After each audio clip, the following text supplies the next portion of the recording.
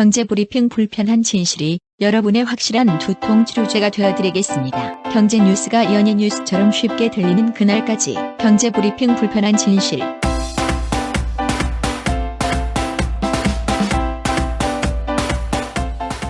경제브리핑 불편한 진실 8월 8일 순서 시작하겠습니다. 저희가 휴가를 마치고 돌아왔죠. 네. 휴가 기간 잘 보내셨죠? 잘 보냈는데요. 저 사실 걱정을 많이 했어요. 왜요? 저희가 1년 만에 토요일 방송이 없었잖아요. 그러니까. 그래서 저는 순위가 급락을 할 줄 알았어요. 근데 토요일에 방송이 있었을 때와 없을 때가 차이가 없더라고요. 그러니까 이거 어떻게 해석해야 되는 거죠? 이제 앞으로 토요일 방송을 하지 말라는 애청자들의 뜻이 아닐까요? 그래도 되려나? 그러면 저희가 주 4일째가 아니라 주 3일째 해도 되는 거 아니에요? 그러게 말입니다. 휴가철이라서 다른 방송도 덜 들어서 그럴 수도 있을 것 같고요. 아무래도 그게 맞겠죠. 아무튼 좋은 데 다녀오셨다면서요. 예, 저는 토요일에 성남에 있는 자벌드를 다녀왔어요. 자벌드. 이 자벌드가 어린이들에게 미리 직업을 맛보기를 해주고 그러면서 나는 앞으로 크면 뭐가 될 거야 이런 꿈을 갖게 하는데 좀 도움이 될 수 있는 그런 체험형 프로그램이거든요. 키자니아랑 거의 비슷하다고 보면 되는 거죠. 그렇습니다. 키자니아보다 아마 조금 저렴할 겁니다. 그런데 저는 처음 갔어요. 가봤더니 컨셉은 그거예요. 직업이 대략 한 40개 정도 되는데 아이들이 20분에서 30분 정도 이거를 체험을 합니다.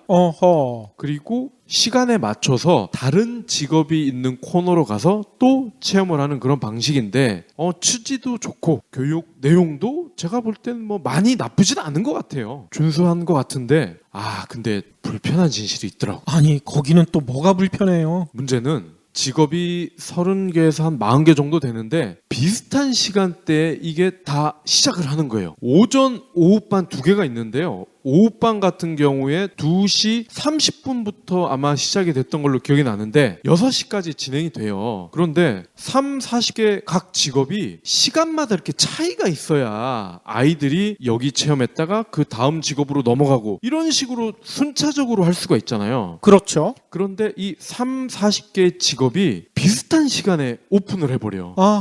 그 얘기는 뭡니까? 경찰을 체험했던 아이가 소방관 체험을 하고 싶으면은 거의 30분에서 1시간을 기다려야 된다는 얘기예요. 대기 시간이 너무 길군요. 엄청 깁니다. 그리고 보통 한 수업에 참여를 할 수 있는 어린이가 8명이에요.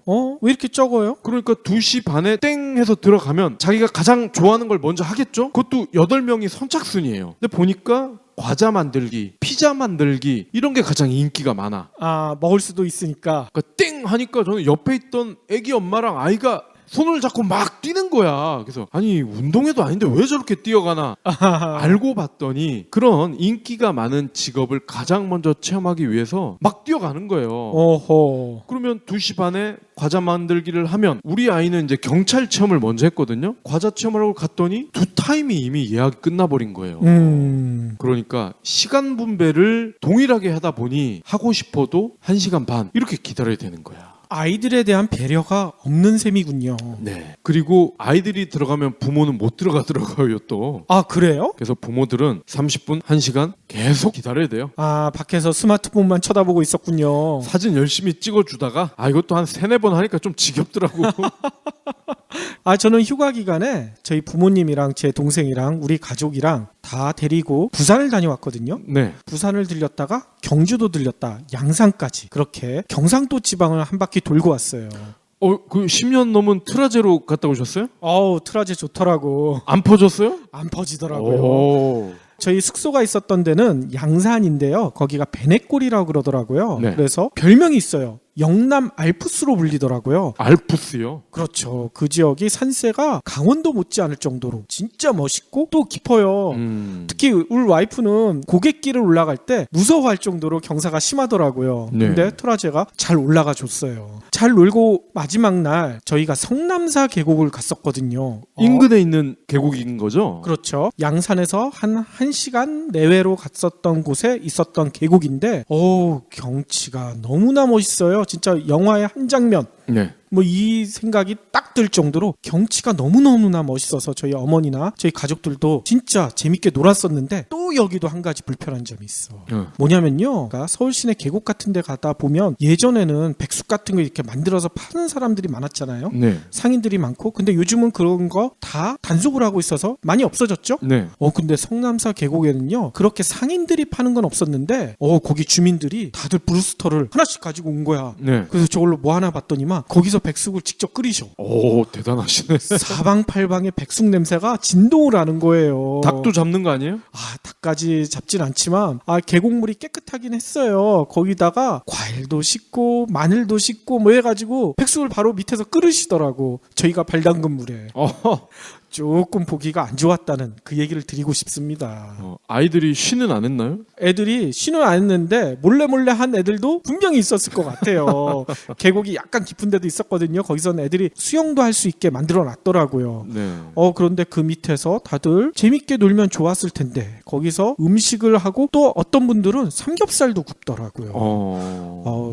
주변 사람들한테 좀 피해가 가지 않는가 그런 생각이 들더라고요. 아마 단속은 할 거예요. 근데 단속하는 분들이 다 이웃 사촌이고 친구고 하니까 넘어가는 거 아닐까 싶어요. 그렇죠. 물론 그런 깨끗하고 공기 좋은 데에서 백숙이나 삼겹살 먹으면 맛은 있겠죠. 근데 주변 사람들한테 피해를 주는 거는 좀 생각을 해봐야 되지 않을까 이런 생각이 듭니다. 네. 발 담근 물에 씻어 먹는 사람이 피해자예요? 아니면 발 담근 사람이 피해자예요?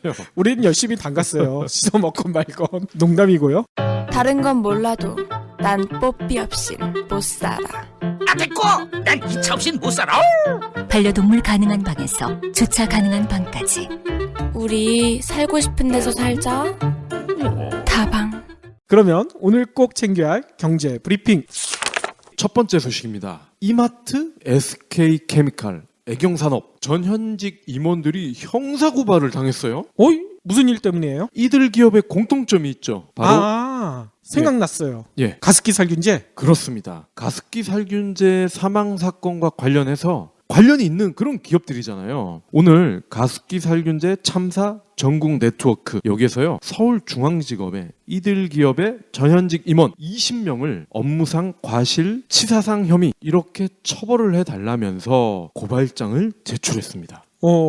고발 대상은요 97년부터 지난 3월까지 이들 기업 대표이사를 역임했거나 재임 중인 인사들입니다. SK케미칼은요 최창원, 김철 현 대표이사 그리고 김창근, 이인석 전 대표이사, 애경은요 고광현 현 대표이사, 장영신, 최영석, 최창활, 안용찬 전 대표, 이마트는요 장재영, 김혜성 현 대표이사 등 이렇게 20명이 포함이 됐습니다. 그리고 이마트에는 정용진도 있네요. 그렇군요. 아니 근데 옥시는 벌써 재판 중이고 네. 이들 기업은 고발을 당한 이유가 있을 것 같은데요. 예, 직간접적으로 관련이 있다고 말씀을 드렸는데요. SK케미칼은요 원료 물질을 개발 공급했다. 그 이름 굉장히 긴 거 있었죠. PHMG라고 해서 폴리헥사 메틸렌 구아니딘. 아이고 굉장히 어렵네. 이거를 만든 거고요. 케미칼은 애경과 이마트는요 각각 유통을 했다는 거죠. 백화점과 마트에서. 근데 예전에 옥시크린 이런 거 광고 보면 어떤 여배우가 나와서 빨래 끝 이렇게 했잖아요. 그랬었죠. 오늘 이 보도가 나가니까 한 네티즌이 아주 명품 댓글을 달았어요. 이제 빨래 끝이 아니라 옥시 관련자는 몽땅 구속해서 인생 끝 소리 나오도록 해야겠다. 두 번째 소식은요. 포켓몬고가 전 세계적으로 열풍을 일으키고 있는데 유독 한 군데만 안 되고 있잖아. 네. 우리나라. 그렇죠. 그 이유가 바로 구글 지도 때문이다 이런 얘기들이 있었는데요. 네.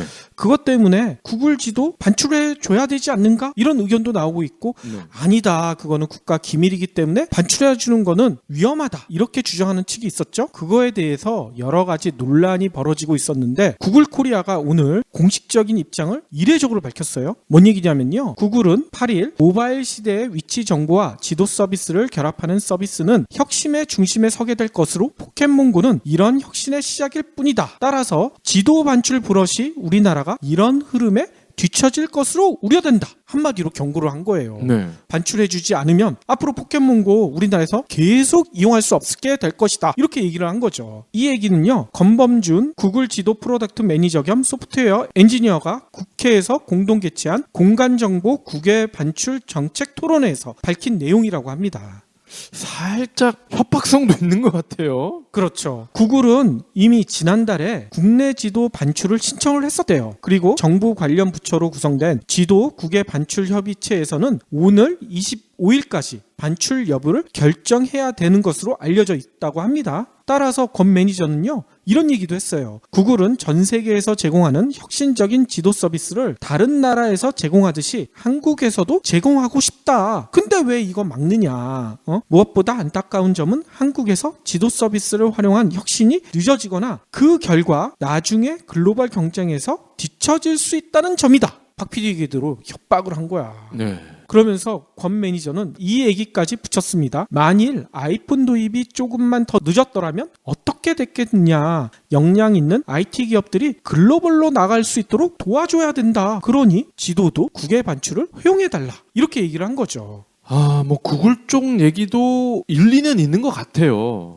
그런데 이 국내에 서버를 두느냐 안 두느냐 이것도 논란 아닙니까? 그렇죠. 구글이 이렇게 얘기하고 싶으면 국내에서 제대로 서비스를 하면서 이 얘기를 해야 될 텐데 아까 박 PD처럼 국내 서버 문제도 논란이 벌어지고 있죠. 거기다가 구글세 논란도 피해갈 수가 없잖아요. 네. 이런 문제들이 해결되지 않고 자기들이 요구할 것만 요구하는 게 아닌가 이런 이야기도 있죠. 즉 국내에 서버를 두면 대한민국 정부에 세금을 내야 된다는 얘기죠. 근데 그 아직까지는 내기 싫다. 다음 소식입니다. 차세대 가상화폐 주역 비트코인 아닙니까? 근데 이 비트코인이 또 해킹을 당했대. 아니 얘는 왜 이렇게 자주 해킹당한대요? 그러게 말입니다. 근데요 그 금액이요 무려 725억 원 상당이라고 하네요. 우와 그렇게 많아요? 예, 이번에 털린 곳은요 최대 거래소 중 한 곳이라고 하는데 홍콩의 비트피넥스라는 거래소라고 합니다. 그런데 도난을 725억 원어치나 당했는데 해결책이 아주 기똥차요. 비트코인 주인들에게 모두 공이 36%씩 책임 분담을 하도록 하겠다. 그겁니다. 아니 이게 뭔 얘기야? 그러니까 예를 들어서 내가 비트코인 100만 원어치가 있었어요. 그런데 거기서 36만 원을 다 까는 거야. 아니 이 해킹을 당한 것은 내가 해킹당한 게 아니잖아요. 그렇죠. 이 업체가 해킹당했는데 내가 손해를 봐야 되는 거예요? 그 논리입니다. 금고에 맡겼는데 이 금고에 도둑이 들었어. 그러니까 이 금고에 맡긴 사람들도 36%만큼 부담을 해라. 공평하지 않냐? 이거죠.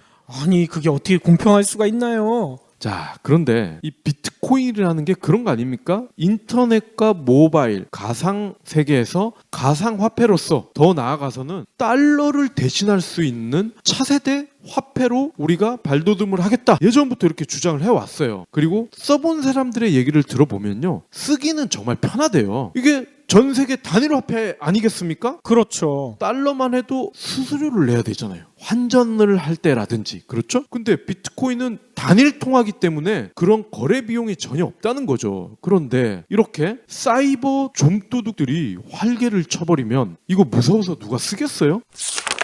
제가 오프닝 때 휴가를 다녀왔다고 했잖아요. 네. 근데 휴가지 가면서 또 불편한 게 하나 있었어요. 물가가 진짜 장난이 아니더라고요. 네. 삼겹살 사는데 삼겹살 가격이 진짜 만만치가 않아. 그런데 실제로 휴가철 물가는 따로인 게 아닌가 이런 주장이 나왔어요. 따로 있다는 얘기는 바가지를 씌운다는 거잖아요. 그렇죠. 오늘 통계청의 지출 목적별 소비자 물가 지수를 보니까요. 7월 들어 전국 음식 및 숙박 물가가요. 1년 전보다 2.4%나 올랐대요. 올해 들어 전국의 음식 숙박 물가가 2%대 기록했다는 점을 고려하면 특히 많이 오른 그런 현상이라고 합니다. 네. 도시별로 봐도 상황이 크게 다르대요. 부산과 광주의 음식 및 숙박 물가 상승률은요. 3.7%. 가장 높은 상승률을 보였고요. 제주가 그 다음 3.3%로 뒤를 이었다고 합니다. 이 얘기는 뭐겠어요? 부산, 제주, 국내 대표 관광지 아니에요? 네. 이런 데가 물가가 많이 올랐다는 얘기예요. 부산 다녀오셨잖아요. 그러니까 이게 회도 거기서 마침 드셨다면서. 회도 먹었는데 실은 회는 저희 매형이 사주셔서 얼마인지 몰라. 근데 상당히 비쌀 것 같아요. 아무튼 최근 몇 년간 여름 휴가철 물가와 비교해도요, 이 지역의 물가 상승률은 올해 들어 더욱 두드러진다고 합니다. 7월 기준으로 볼 때요, 부산의 물가 상승률이요, 2011년 이후 가장 높았다고 합니다. 2011년에는 6%였는데 그 이후에는 상당히 물가 상승률이 저조했대요. 근데 올해 들어서 갑자기 또 뛴 거죠. 제주도도 마찬가지래요. 제주도도 2011년 이후 5년 만에 물가 상승폭이 가장 컸다고 합니다. 아니, 물론 이해는 돼요. 지금 아마 중소상공인들이 역대 가장 힘든 그런 시절을 보내고 있을 겁니다. 이해는 되지만 휴가철이라고 해서 이렇게 유독 심하게 바가지를 씌우면은 아마 그 바가지 쓰신 분들은 다시는 그곳에 안 갈 거예요. 그렇죠. 게다가 아까 박 PD가 생선회 얘기했었잖아요. 예. 생선회 물가도 나와 있네요. 1년 전보다 부산 지역의 생선회 물가는요, 14.4%가 뛰었대요. 1년 만에. 그렇죠. 제주도는 12.9%. 아니, 근데 회는 보통 99.9%가 양식 아니에요? 그렇죠. 근데 이게 왜 뛰죠? 급등할 이유가 전혀 없지만 휴가철 한몫 장사하겠다, 이런 상인들의 나쁜 습성이 남아있기 때문이 아닌가, 이런 생각이 들죠. 아, 저는 부산, 제주 자주 가고 싶은데. 아무튼 이런 것만 봐도 통계청이 얼마 전 발표했던 물가 상승률 3개월째 0%다. 믿을 수가 있을까요? 없을까요? 그 통계청 인근 500m 있는 식당들만 그런가 보지. 마지막 브리핑입니다. VR 헤드셋 아마 한두 번쯤은 경험을 해보셨을 거예요. 요즘은 백화점이나 이동통신 영업점을 가도 체험할 수가 있잖아요. 그렇죠. 한국의 대표적인 VR 헤드셋이 삼성의 기어잖아요. 기어. 이게 약 13만 원 정도 하거든요. 크기에 비해서는 생각보단 저렴하죠. 크기는 한 100만 원 정도 될 것 같은데. 근데 샤오미가요, 무려 8,000원짜리 VR 헤드셋을 출시를 했습니다. 아니, 이거 구글에 카드보드처럼 종이로 만든 거 아니에요? 종이로 만든 거 아니더라고요. 제가 그래서 외신을 보면서 사진을 봤는데 종이는 아니야. 그런데 8,000원밖에 안 해요? 아, 이거 혹시 또 골판지를 해가지고 이렇게 색칠을 해서 그런가? 일단 사진상으로는 종이는 아닌 것 같아요. 저가형 VR 헤드셋 미 VR 플레이라는 제품인데요. 8,000원, 중국 돈으로 49위안이라고 합니다. 이야, 장난 아니군요. 기어 VR에 비하면은 약 13분의 1 정도 되죠. 그러면 아니, 샤오미가 원래 싸다는 건 알았는데 13분의 1은 너무 지나친 거 아니냐. 샤오미가요, 최근 1, 2년 동안 스마트폰을 예전만큼 못 팔고 있어요. 본토에서도 순위가 급락을 하고 있거든요. 제가 알기로는 가장 마지막에 봤던 랭킹이 5위인가 6위쯤 했었던 걸로 기억이 나는데, 그러면서 발등에 불이 떨어진 거예요. 그리고 지난주인가요? 미 노트 에어 60만 원짜리 애플 맥북 짝퉁이 나왔다고 전해드렸죠? 그랬었죠. 이번 제품도 노트북처럼 스마트폰에서 이제는 안 될 것 같으니까 다양한 사업으로 다시 붐을 일으켜보자, 이런 전략으로 분석이 됩니다. 대륙의 실수가 언제까지 이어질지 좀 지켜봐야 되겠네요. 안녕하세요. 선안남 심리상담연구소를 운영하고 있는 상담심리사 선안남입니다. 심리상담소 하면 보통 여자분들이 많이 찾아오시는 공간이었는데, 최근에 심리상담소를 찾는 남자 내담자들이 참 많아졌습니다. 자기 본연의 모습을 드러내지 못한 채 사회나 가까운 사람이 주는 억압 때문에 힘들어하시는 남자들의 모습을 보면서 남자가 남자를, 또 여자가 남자를 이해할 수 있게 돕는 책을 쓰고 싶다는 생각을 했습니다. 그렇게 탄생한 책이 이 책 혼자 있고 싶은 남자입니다. 한마디로 이 책은 여자 상담 심리사의 건강한 남성성 탐구라고 할 수 있습니다. 이 책에서는 다르다는 이유로 여자들이 오해하기 쉬웠고, 사회적인 압력 때문에 남자 스스로도 알아채지 못한 마음을 깊이 들여다보았습니다. 남자의 마음속에 무엇이 있기에 그들이 입을 열지 않는지, 위축된 모습을 보이는지, 딸바보가 되는지, 완장에 집착하는지, 시도 때도 없이 분노하는지 등을 이야기합니다. 혼자 있고 싶은 남자, 서점에서 구매할 수 있습니다. 그러면 오늘의 섹션 외신을 알아봐야 될 텐데, 제가 어제 저녁에 외신 이야기를 뭘 해야 될까 한참 고민하는데 너무 더운 거야. 네. 더워서 일을 못하겠어요. 그런데 그때 마침 제가 어제 저녁에 머리를 깎으러 갔었을 때 미장원 아주머니가 들려준 이야기가 딱 생각이 나더라고. 뭔 얘기를 하셨냐면요. 아주머니가 요즘 미장원에 그냥 놀러 오시는 분들이 많대요. 미장원은 시원하니까. 낮에 마실 나오신다고 그러시더라고. 근데 그분들 쫓아낼 순 없잖아. 거기서 머리는 안 하시는데 커피도 마시고 놀다가 그렇게 가시는 분들이 많다는 거예요. 안 쫓아내요? 쫓아낼 수 없죠. 동네 손님들이니까. 어. 그런 분들이 많다고 하시더라고요. 게다가 아주머니가 또 재미난 얘기를 해주셨어요. 진짜 몇 년 만에 심야 영화를 보러 가셨대요. 근데 심야 영화에 사람이 그렇게 많은 게 진짜 너무 놀랍다는 거야. 예. 영화를 보러 갔었는데 빈자리가 하나도 없었다는 거예요. 밤 11시에 하던 영화예요. 그만큼 사람들이 더워가지고 다들 시원한 데를 찾아서 나온다는 얘기인 거죠. 부산행 보신 거 아니에요? 부산행 말고 인천 상륙작전 보셨대요. 아무튼 미용실 아주머니뿐만 아니라 여러 사람들이 살인적인 무더위를 피해가지고 시원한 곳을 찾고 있는데 영화관, 24시간 영업하는 뭐 카페 이런 데들이 부쩍부쩍 된다고 하더라고요. 게다가 어떤 분은 이 얘기까지 해요. 박 PD가 얘기했던 부산행이 있죠. 네. 올해 첫 국산 영화 1000만 관객을 돌파했잖아요. 그 이유 중에 하나가 불볕더위 덕분이다. 이렇게 얘기하시는 분들도 계셔요. 그러니까 저도 사실 11시 거 봤어요. 밤. 그러니까요. 아니 근데 좀 이상하지 않아요? 저희 집이야 에어컨이 고장나서 못 틀으니까 더운 거 당연하지만 대부분의 집에 요즘 에어컨 없는 집 없잖아. 에어컨 키면 될 텐데 굳이 영화관으로 몰리는 이유가 뭘까? 바로 전기요금 폭탄 때문이라고 합니다. 이미 인터넷이나 SNS에는요 7, 8월 전기요금이 10배 이상 폭등할 것이다. 이런 얘기가 확산되고 있대요. 에이, 10배는 심하다. 진짜 그래요? 24시간 계속 키면 그럴 수밖에 없죠. 일각에서는 전기요금이 에어컨을 새로 사는 가격보다 더 비쌀 수도 있다. 이런 주장까지 나오고 있대요. 이거는 조금 과장된 표현인 것 같긴 해요. 이 때문에 어떤 네티즌은 이런 얘기 하더라고요. 내가 마치 자린고비가 된 것 같다. 뭐냐면요. 자린고비 아시죠? 굴비를 청장에 걸어놓고 반찬 대신 삼는. 네. 에어컨은 바람만 보고 키질 못한다. 내가 바로 자린고비가 된 심정 같다. 이런 얘기를 하시는 분들도 계시더라고요. 근데 또 한 네티즌은 이런 얘기를 해요. 아니 영화관 가니까 시원하긴 한데 너무나 열받더라. 왜냐면 나는 집에서 전기요금 때문에 에어컨 키지 못해서 영화관을 왔는데 영화관은 오히려 추울 정도였다. 이렇게 전기 펑펑 써도 되는 건가? 이런 생각이 들더라는 얘기인 거죠.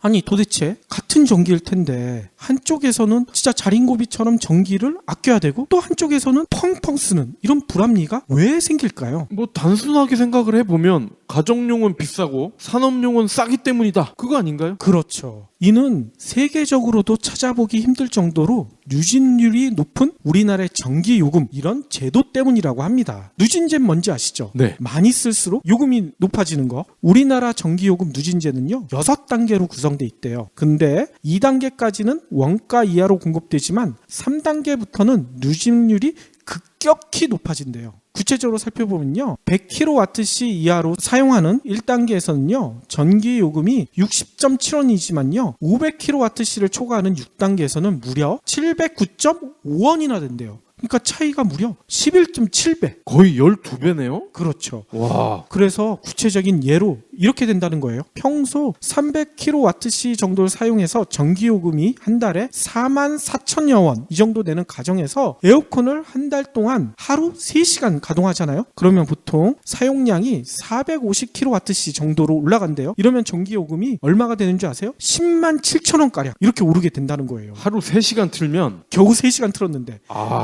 만약 6시간을 가동하잖아요. 그러면 사용량이 무려 520kWh가 넘을 수가 있대요. 이렇게 되면 요금이 얼마 되는 줄 아세요? 15만 3천여 원. 일을 더 틀잖아. 요즘 6시간도 폭염을 물리칠 수가 없죠. 막 10몇 시간 트시는 분들도 계시더라고요. 이렇게 되면 600kWh를 훨씬 넘어서게 되죠. 그러면 한 달 전기요금이 무려 20만 원을 훌쩍 넘을 수가 있어요. 30만 원에 육박할 가능성도 있다고 합니다. 그러니까 자칫 10배가 될 수도 있다는 얘기인 거예요.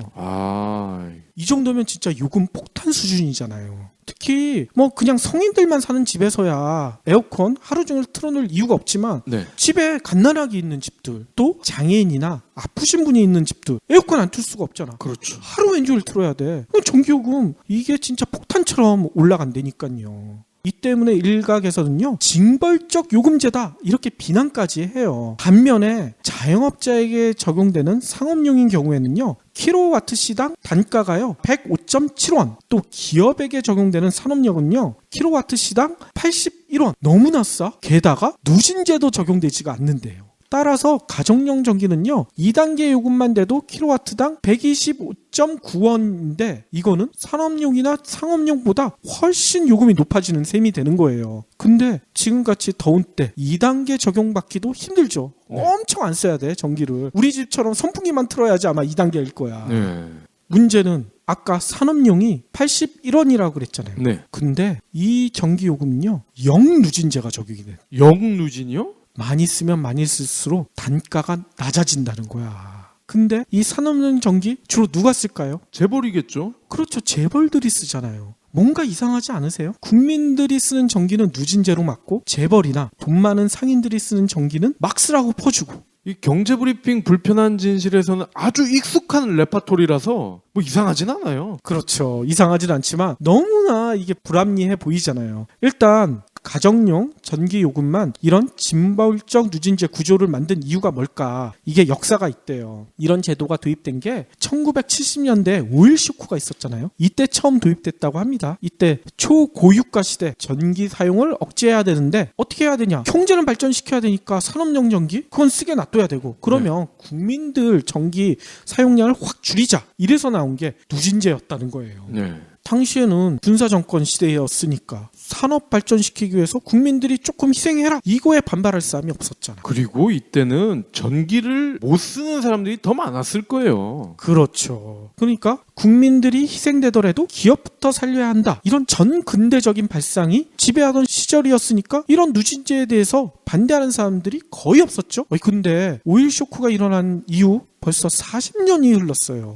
이미 한국 경제는 세계 11위 수준이잖아요. 국가가 나서서 기업들을 보살필 정도의 규모는 벌써 넘어섰어요. 그런데도 우리나라 정부에서는 기업들 너무나 안쓰럽고 너무나 사랑스럽고 얘네들을 어떻게 키워줘야 되나, 이런 얘기를 계속하고 있죠. 전기도 마찬가지고. 정부가 기업을 키우는 거예요? 기업이 정부를 키우는 거예요? 그러니까 말이에요. 근데 재미난 것은요, 전기 사용도요, 가정용은 전체의 13%밖에 안 된대. 에게? 가정용이 쓰는 게 별로 없어. 반면에 제조업이나 상업용에서 사용하는 것은요, 제조업이 52%, 상업용은 32%. 전기 사용을 막으려면 가정용을 막아서는 안 되는 거야. 그러니까 이 영업점이나 이런 데 가면요, 요즘도 문을 다 열어놔요. 그렇죠. 사람들 들어오라고. 그러면 그 시원한 바람 밖으로 다 나갈 거 아니야. 그러니까. 게다가 전기 생산에 가장 많이 들어가는 유가 있잖아요. 이제는 저유가 시대예요. 이게 벌써 몇 년째 지속되고 있잖아요.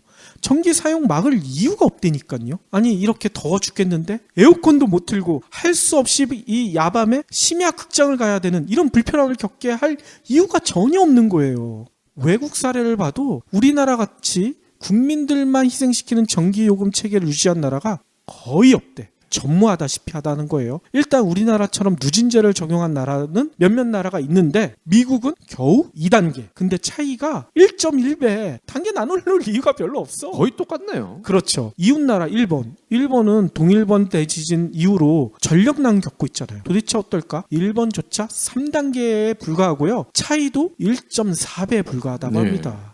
대만은 단계는 좀 많어. 우리나라보다 하나 적은 5단계. 그렇지만 차이는 2.4배. 우리나라의 절반이 아니라 6분의 1 정도밖에 안 되는 거잖아요. 게다가 영국, 캐나다, 프랑스, 독일 이런 나라는 누진제 자체가 아예 없어. 단일 요금 체제래요. 아니, 이거는 뭐 답 나왔네요. 한국은 6단계에다가 무려 12배. 근데 다른 선진국 같은 경우는 거의 없거나 있더라도 많아야 2배. 그러면 대한민국 서민들만 개 돼지 되라, 그거잖아요. 그렇지. 이 더운데도 에어컨도 틀지 못하게 막고 있는 거 아니야. 가정용 전체 비중도 13%에 불과한데 이 13%에게만 희생을 강요하는 거 아니야. 그렇죠.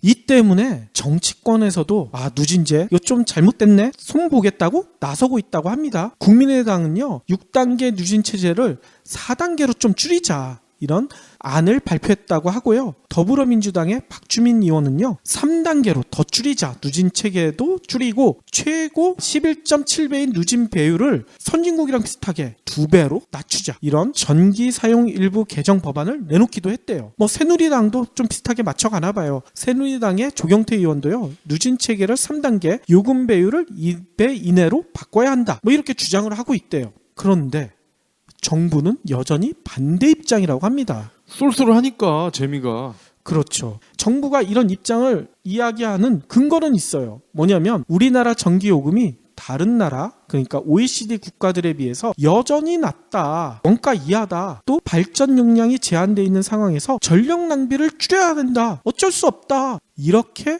논리를 피고 있다고 해요. 근데 생각해보세요. 아까 얘기한 대로 정부의 논리대로라면 13%밖에 안 되는 가정용을 줄여야 되겠어요? 아니면 제조업이나 상업용을 줄여야 되겠어요? 산업용을 줄이는 게 훨씬 쉽죠. 그렇죠. 게다가 2011년 기준으로요. 우리나라의 산업용 전력 소비량은요. 국민 1인당 4,617kWh로요. OECD 평균의 2배에 가깝대요. 그런데 주택용, 가정용이죠. 전력 소비량은요. OECD 평균의 절반에도 못 미친대. 그러니까 정부가 지금 대는 핑계, 즉 전기 요금이 낮다는 거, 이거는 산업용 기준이고 발전 용량이 제한돼 있어서 낭비를 줄여야 된다. 이것도 낭비를 하고 있는 것도 산업용인 거고 이래저래 다 산업용이 문제라는 거잖아요. 그렇죠. 방금 박 PD 지적대로 산업용 전기요금 체계는요. OECD 자료를 살펴보잖아요.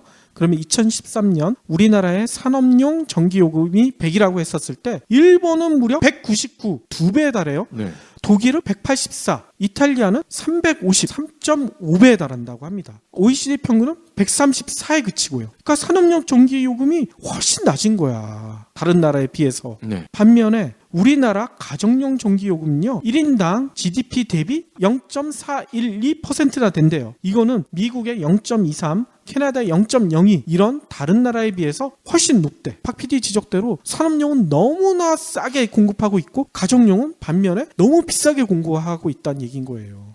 아니 근데 제가 얼마 전에 하이마트 가니까 저도 이제 이사를 가면서 에어컨을 좀 사려고 1등급인 경우에는 정부에서 뭐 환급을 해준다고 막 자랑을 하더라고요. 그렇죠. 요즘 이것 때문에 또 말이 많죠. 정부에서 에너지 효율 1등급 에어컨 뭐 TV도 마찬가지긴 하지만 이런 걸로 바꾸면 9월까지 이렇게 바꾸면 구매 가격의 10% 그러니까 품목별로는요 20만 원, 가구별로는 40만 원까지 지원하겠다 이렇게 밝히고 있어요. 근데 이게 사실은 그거잖아요. 기존에 있던 거 갖다 버리고 효율 좋은 새 걸로 사라. 그러니까 보태주려면 처음부터 줘야 그게 보태주는 건데 사후에 돌려주는 거잖아요. 아니 근데 어떤 네티즌들은 이렇게 얘기하더라고요. 누진제 때문에 에어컨 아예 틀지도 못하는데 국민들 가슴에 염장 지르냐, 에어컨 이참에 또 바꾸란 얘기냐, 대기업만 살리겠다는 얘기냐, 이런 얘기를 쏟아내더라고요. 그렇습니다. 산업용 전기세도 팍 깎아주고 에어컨 새 거 만들어 놓으면 국민들이 너도 나도 살 수 있게끔 정책으로 또 지원해주고, 참 대한민국은 이래저래 개 돼지를 위한 정책은 없어요. 그래서 이런 불합리한 가정용 전기요금 누진제를 고치자, 이런 소비자 운동이 활발히 전개되고는 있대요. 한국전력을 상대로요 전기요금 부당이익 반환 청구 소송도 제기된 상태라고 합니다. 법무법인 인강에 따르면요 한전을 상대로 전기요금 부당이득 반환 청구 단체 소송에 제기한 신청자만 2,200여 명이 넘어섰대요. 그런데 문제는 법원이 2년째 선고를 미루고 있대. 청구를 했는데 법원이 판결을 안 내리고 있어. 참 이런 걸 왜 미룰까요? 그 판사실에 에어컨 안 나오나 보죠? 그렇죠. 근데 지금까지 얘기 드린 얘기는 다른 언론에서도 다 나왔던 얘기죠. 아니 이 PD가 뭐 타러 이렇게 길게 얘기하느냐 이렇게 얘기하시는 분들도 계실 텐데 지금부터 들려드리는 얘기를 들으시면 좀 이해가 가실 거예요. 뭔 얘기냐면요. 문제는 이 틈을 타서 세 가지 무서운 움직임이 벌어지고 있는 것 같아요. 도대체 뭘까요? 한 가지는요. 전기요금을 인하해달라 이런 얘기가 불거지고 있대. 전기요금 인하하면 될 텐데 왜 문제가 될까요? 일단 전기요금 인하해달라는 측에 측에서는 이런 얘기를 한다는 거예요. 지난해 한국전력이 10조 원이 넘는 단기 순이익을 올렸다. 역대 최고 수익이다. 올해는 폭염 덕분에 수익이 더 높아질 가능성이 크다. 전기요금 인하 여력이 충분하다. 그런데 문제는요, 이런 주장에 약간의 억지가 보여요. 지난해 한전이 올린 단기 순이익 이걸 살펴보면요, 한전이 그 바로 전에 2014년에 땅을 팔았잖아. 네. 땅 팔아서 받아들인 대금이 무려 10조 5,500억 원. 이게 유입이 됐잖아요. 지난해 한전이 올린 단기순이익이 13조 4천억 원이거든요. 그러면 이거 빼면, 매각대금을 빼면 단기순이익은 3조 정도밖에 안 돼요. 3조에 못 미쳐요. 역대 최고 수익을 냈다고 호두값을 떨 수준은 아니란 얘기인 거예요. 이 몽구 형이 10조 주고 샀잖아, 이 땅. 그렇죠. 그래서 이렇게 주장하는 측의 이유가 뭘까? 이거를 좀 생각해 보셔야 될 것 같아요. 뭔 얘기냐면요, 이 주장은 산업계에서 하고 있어요. 산업계에서 전기요금 내려달라. 경제가 이렇게 어려운데 지네들은 원가 이하로 전기를 공급받고 있는데도 더 내려달라, 이렇게 주장을 하는 거예요. 근데 이렇게 산업계에서 전기요금 내려달라고 주장하는 그 근간에는 뭐가 깔려 있는 줄 아세요? 가정용 전기요금 누진제, 이 불합리한 누진제를 고치겠다는 얘기는 없어. 그냥 다 싸그리 다 내리자는 거야. 불만을 잠재우기 위해서. 지네만 이득을 보겠다는 얘기인 거예요. 더 나가서 그거 같은데요. 자기네들은 더 내려주고 가정용 누진제는 계속 이대로 이어가거나 아니면 누진제를 더 강화하고. 그렇죠. 산업계에서 이 전기요금 내려달라는 얘기는 바로 그 얘기인 거예요. 거기다가 아까 영누진제 적용받고 있다고 했잖아요. 이것도 그대로 유지하겠다는 얘기인 거야. 한마디로 현재도 원가 이하로 전기를 쓰고 있으면서 산업계는 더 내려달라 징징거리고 있는 거예요. 네. 진짜 무섭지 않아요? 또 한 가지가 민영화입니다. 뭔 얘기냐면요, 정부가 한전 민영화를 밀어붙일 명분을 쌓기 위해서 국민들의 전기요금 불만을 누적시키고 있는 게 아닌가, 이런 의심이 들더라고요. 그럴 수 있죠. 이미 정부는요, 한전의 전력 판매 부분을 민간에 개방하겠다, 또 단계적으로 전력 시장에 경쟁 체제를 도입하겠다, 이렇게 발표를 했었거든요. 한전 독점 체제로 인해 전력 사정이 악화되고 있기 때문에 효율성을 높이기 위해서는 전력 시장 개방이 필요하다. 정부에서 이렇게 주장하고 있는 거예요. 네.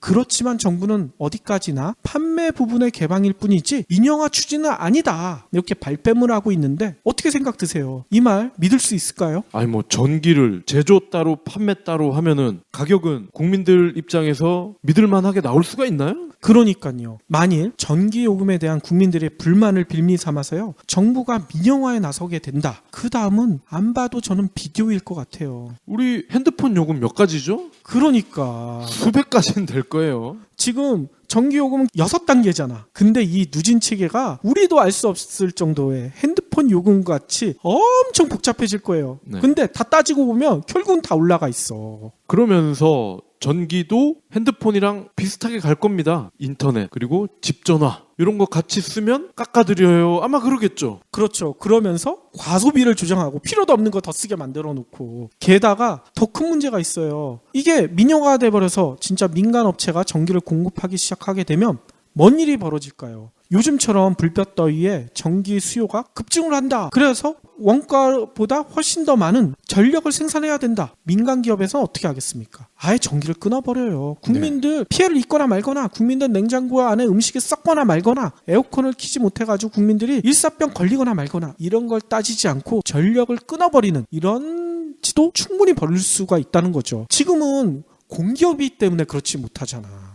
아 그리고 그런 의혹도 스물스물 생각나네요. 원전 그렇죠. 이거 더 지어야 되는 거 아니냐? 이런 빌미를 또 줄 것 같아요. 제가 제기하려고 했던 마지막 의혹이 바로 그거예요. 원전 마피아가 더욱 활개칠 빌미를 제공할 수가 있을 것 같아요. 왜냐하면 요금에 대한 국민들의 불만이 크니까, 그것 봐라, 원전을 더 지어야 되지 않느냐, 충분히 그런 논리를 제기할 수가 있다는 얘기인 거죠. 게다가 요즘 오래된 원전 재가동시키자, 이거 폐쇄해야 되는데, 아니다, 국민들 전기요금 때문에 불만 많은데 원전 더 가동시켜야 되지 않느냐, 이런 얘기들도 끊임없이 나오고 있잖아. 또 얼마 전 6월 말에는 신고리 원전 5, 6호기가 추가 건설을 확정시켰잖아. 네. 단일 지역에 가장 많은 원전이 몰려있는 데가 바로 우리나라가 된다고 합니다. 아니 이 자원 외교의 대가 이명박 전 대통령이 이 원전 쪽으로 상임 고문 이렇게 취직하는 거 아니에요?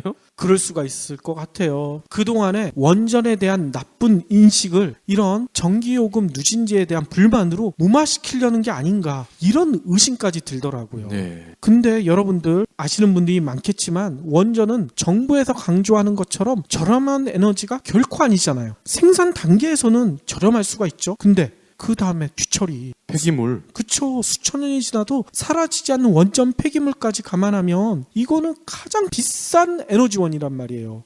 우리 후손들한테 원전 폐기물이 곳곳에 묻혀있는 이런 국토를 물려주게 되는 그런 가능성도 크다는 얘기인 거예요. 가뜩이나 땅덩어리도 좁은데 말이죠. 그렇죠. 그렇기 때문에 여러분들한테 한 가지 부탁드리고 싶은 것은요. 정부나 기업들이 몰래 이런 일을 저지르지 않도록 아무리 덥더라도 눈에 불을 켜고 지켜봐야 되지 않을까. 이런 얘기를 드리고 싶어요. 누진제 수정 없이 전기요금을 몰래 인하하지 않는지, 민영화는 아니라면서 한전 민영화를 추진하는 건 아닌지, 또 원전 건설을 몰래 강행하는 건 아닌지, 이런 거 우리가 진짜 철저하게 감시해야 될 것 같아요. 시위를 해야 될 것 같아요. 시위. 시위를 어떻게 하냐? 해가 지면은 온 가족이 이마트로 가는 거야. CGV로 가고 롯데리아로 가고 거기서 그냥 퍼져 있는 거예요. 그냥 물건도 안 사고 피서를 하면서 합법적으로 영업 방해를 하는 거지. 아니 그러려면 청와대를 가야죠. 청와대 안에 퍼즐이 있어야지. 청와대 못 들어가잖아요. 잡혀가려나? 혹시 기부해보신 적 있나요? 이런 질문을 하면 나 먹고 살 것도 없는데 기부는 무슨? 기부는 션, 정혜영, 김장훈이나 하는 거 아니야? 라고 하시는 분들이 많습니다. 하지만 기부는 돈 많은 연예인의 전유물이 아닙니다. 무료 기부 사이트 위시플렉스에 접속하면 누구나 기부천사가 될 수 있습니다. 어떻게 가능하냐고요? 위시플렉스의 나만의 위시에서 매주 마음에 드는 신상 10개만 고르면 됩니다. 물론 사는 것이 아니라 찜만 하는 겁니다. 그러면 기부머니 500원이 매주 생기죠. 이 기부머니를 경제브리핑, 불편한 진실 같은 프로젝트에 후원할 수 있습니다. 참 쉽죠? 보너스도 있습니다. 매주 추첨을 통해 골라놓은 신상을 최대 90% 할인된 가격으로 살 수 있는 기회도 제공합니다. 기부도 하고 신상도 챙기고 그야말로 꽉 먹고 알 먹고입니다. 이래도 기부는 나와 상관없는 딴 나라 이야기라고 하실 건가요? 당장 위시플렉스에 접속해 자랑스러운 기부천사의 이름을 올리세요. 그러면 마무리로는요. 저희가 한빛비지와 공동 기획한 업무의 장기술 또 새로운 이야기를 전해드리도록 하겠습니다. 오늘 전해줄 장기술은 뭔가요? 혼자 힘으로 처리해야 되는 일이 있고 팀 단위로 처리해야 되는 일이 있다. 뭐 이런 내용이네요. 그건 너무 당연한 거 아니에요? 회사를 좀 다니다 보면요. 가끔 이럴 때가 있죠. 지금까지 내가 하던 일보다 조금 더 레벨이 높다? 이런 느낌이 들 때가 있습니다. 저자에 따르면요. 그러한 일이 왔을 때 그게 바로 나 혼자의 힘으로 처리해야 되는 사활이 걸린 업무다. 그런 겁니다. 그럴 때 혼자 처리해야 된다고요? 예. 프로젝트 팀 멤버가 평소와 다르게 구성이 됐습니다. 늘 함께하던 프로젝트 관리자가 빠지고 프로젝트 리더와 내가 직속관계가 됐다. 이런 게 바로 내가 한 단계 상승했다. 이런 신호라고 합니다. 이런 일에는 온 힘을 다 쏟아 부어야 하는데 대신 일하는 과정에서 요구받는 레벨이 평소보다 높아지거나 일에 대한 평가가 엄격해지기 때문에 일단 사활을 무조건 걸으라는 거죠. 아니 근데 보통 직장인들은 그럴 때 도망가잖아요. 혼자 못하겠다. 누구 좀 같이 도와달라. 근데 이런 거는 도와달라고 하면 안 된대. 무조건 혼자 힘으로 해야 된대. 그렇군요. 자, 그러면 모든 일을 이렇게 혼자 다 할 수는 없잖아요. 초인이 아닌 이상 불가능하단 말이죠. 그러면 사활이 걸린 업무 외에 팀 단위의 업무, 이건 어떻게 해야 되냐? 혼자 끌어안지 말고 일상 업무를 분해를 하래. 분해. 아니 일을 어떻게 분해를 해요? 그래서 후배나 가급적 부하 직원에게 부탁을 하래. 그리고 그 작업의 결과를 확인을 하는 게 또 중요하다고 합니다. 부탁만 하고 나 몰라라 하면 안 되고 분해를 한 다음에 확인을 해야 된다는 겁니다. 근데 이때 제일 중요한 거는요. 이렇게 분해를 할 수 있는 일은 일상 업무인데 창조성이 필요하지 않다는 겁니다.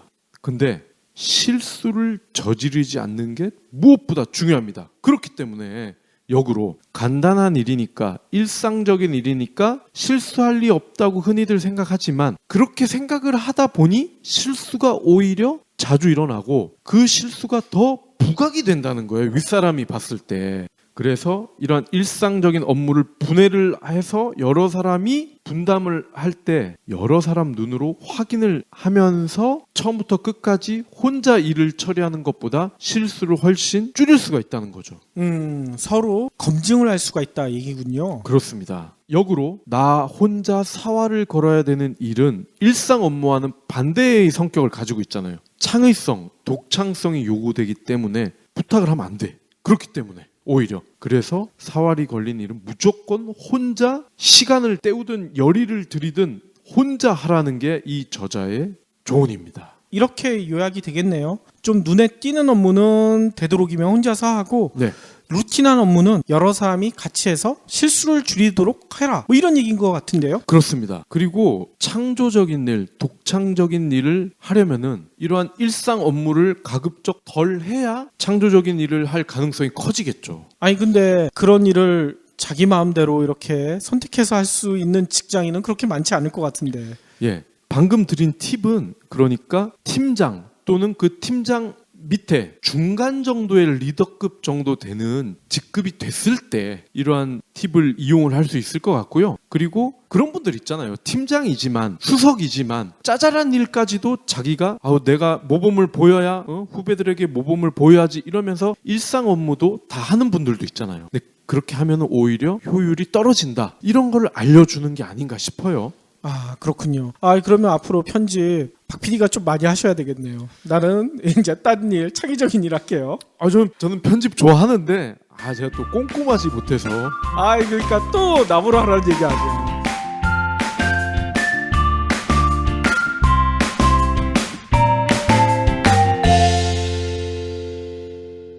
경제브리핑 불편한 진실 완주해 주셔서 감사합니다. 하트 투척, 댓글 남기기, 계좌 후원 등 다양한 방법으로 힘을 보태주세요. 계좌 정보는 경제브리핑 팟빵 공지 코너에 있습니다.